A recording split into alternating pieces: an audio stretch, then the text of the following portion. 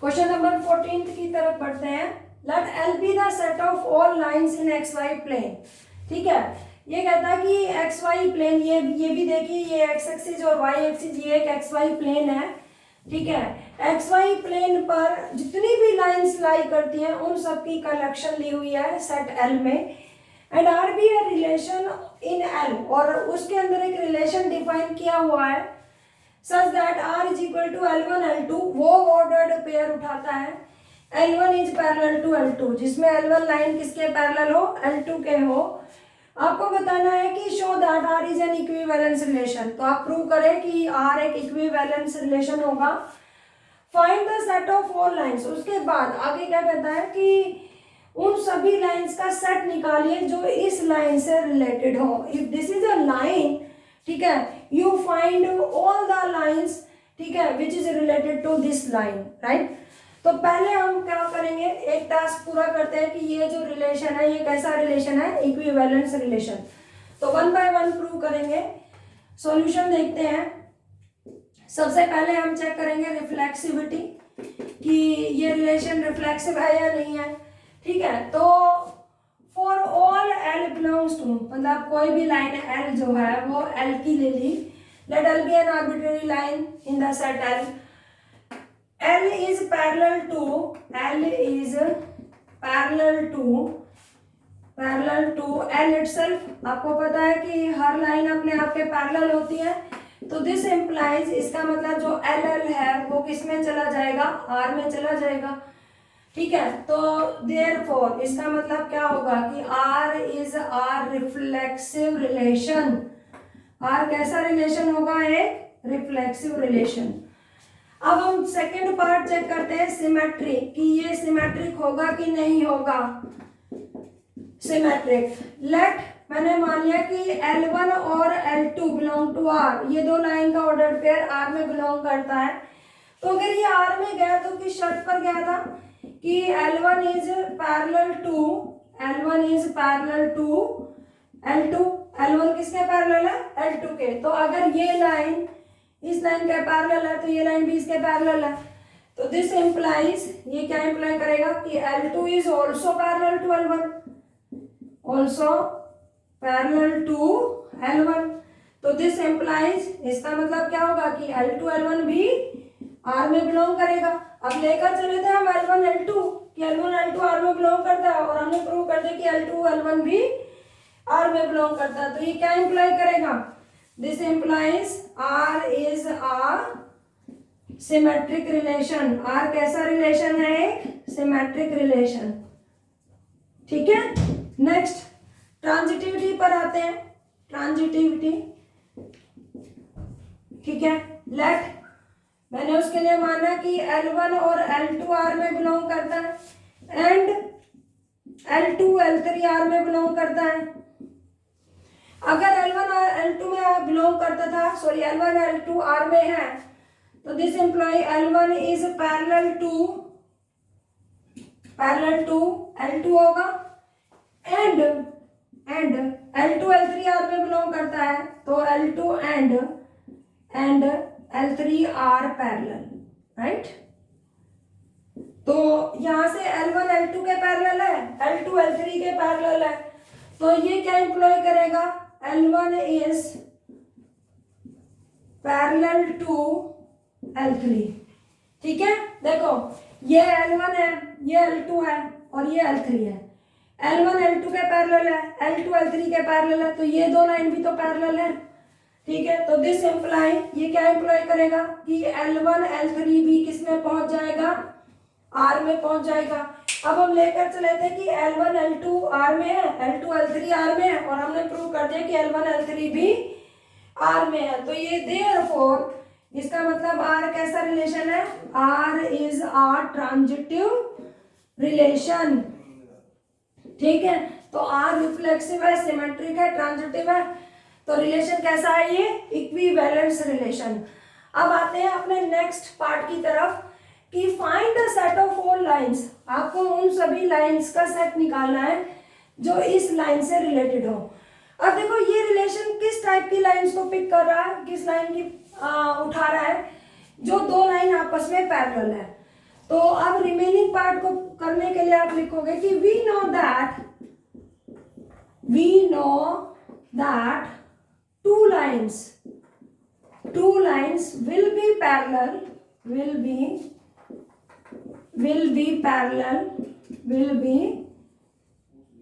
parallel if their slopes are equal। उनके अगर slopes equal हो तो वो लाइन आपस में पैरेलल होती है। तो अब इस लाइन को देखो आप, ये किस फॉर्म में लिखी हुई है, 2x + 4 that is y = mx + c। आप देखिए यहाँ पर m की वैल्यू क्या है, 2। तो जिन लाइन का स्लोप 2 होगा वो लाइन हमेशा इस लाइन के पैरेलल होंगी कि नहीं होंगी, और जो वो लाइन आएंगी फिर हम क्या करेंगे, उन सभी का ऑर्डर्ड पेयर इस रिलेशन में चला जाएगा। तो हम लिखेंगे कि therefore y = 2x + k are the set of all lines which is related to y = 2x + 4। तो इस टाइप की जो लाइन की कलेक्शन होगी, ठीक है, वो सभी लाइन आपको पता है इसके पैरेलल हो जाएंगी और वो सभी का पेयर, ऑर्डर्ड पेयर इस लाइन के साथ बन जाएगा। ठीक है, आई थिंक क्लियर हो गया होगा। चलते हैं नेक्स्ट क्वेश्चन की तरफ।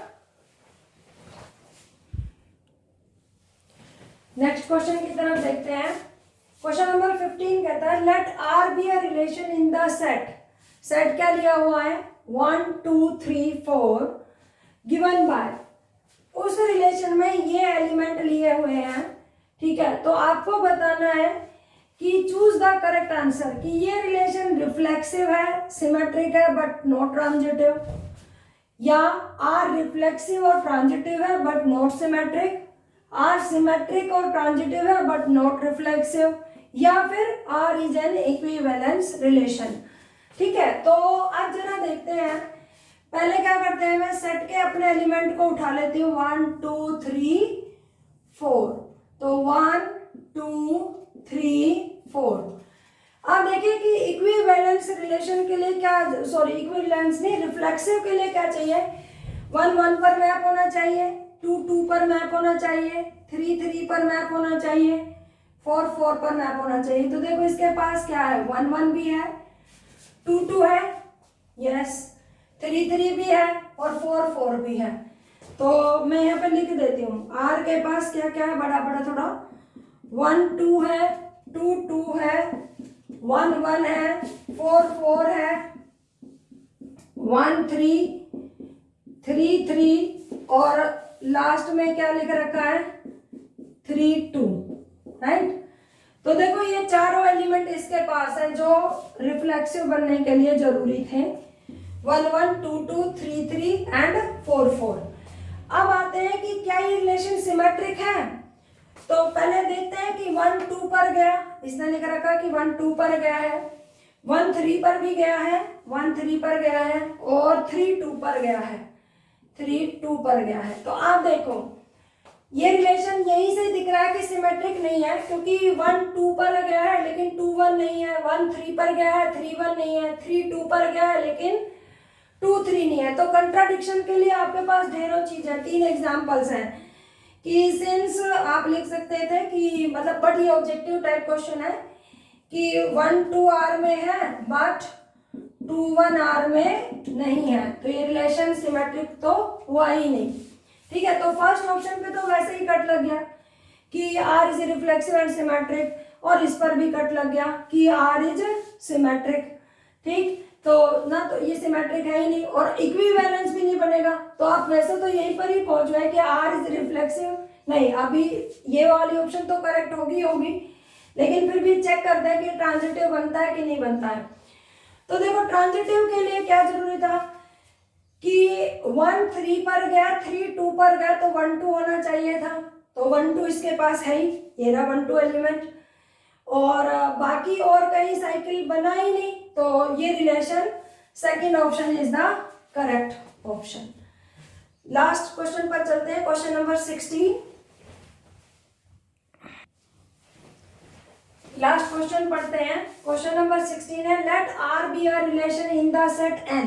सेट क्या उठाया है? नेचुरल नंबर्स गिवन बाय, उस रिलेशन के अंदर वो ऑर्डर्ड पेयर उठाए हैं उसने, a is equal to B minus two. That means जो फर्स्ट कॉम्पोनेंट है वो सेकेंड कॉम्पोनेंट से 2 कम है एंड b ग्रेटर देन 6, और b कहाँ से शुरू होगा?